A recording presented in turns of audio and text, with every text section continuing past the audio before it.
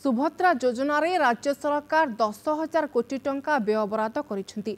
ए योजना किभली कार्यकारी हेबो, केउ महिला किभली भाबे योजन उपकृत हेबे से संक्रांत रे कोनोसी गाइडलाइन एपर्यंत स्पष्ट होई नाही, जहा फल रे राज्य रे थिबा 70 लाख महिला वर्तमान आशा आशंका रे रहिसेंती। एहाको नै राज्य कांग्रेस महिला नेत्री सोनाली साहू प्रतिक्रिया रखिसेंती। मुद्रा योजना रे 10,000 कोटी टंकार बजेट आलोकेशन करिसेंती राज्य सरकार।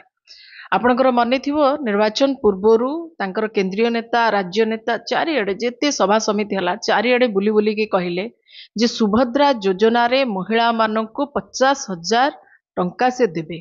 सेतर कोनोसी कैटेगरी रखि नथिले, महिला सबु महिला को 50,000 टंका दबा पई घोषणा कले एवं ताकू नै कि मध्य वोट भी हातेइले, सरकार भी कले।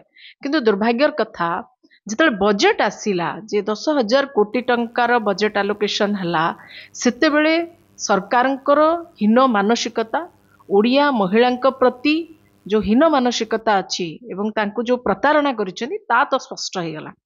प्रथम कथा हला जे 10,000 कोटी टंकारे सबु महिलांको कवर करी हबो नाही। जदि एई योजनाटी को सठिक भाबरे कार्यकारी करा जाए तार प्रोसेसिंग फी बाबत 2,000 कोटी टंका स्ट्रेट पळैबो, आउ रहिला 8,000 कोटी टंका। जदि 10,000 कोटी टंका को भी आमे एई योजना रे नबा ताले मैक्सिमम रु मैक्सिमम 20 लाख महिला उपकृत हेबे तांको कथा अनुसार 50,000 टंका हिसाब रे।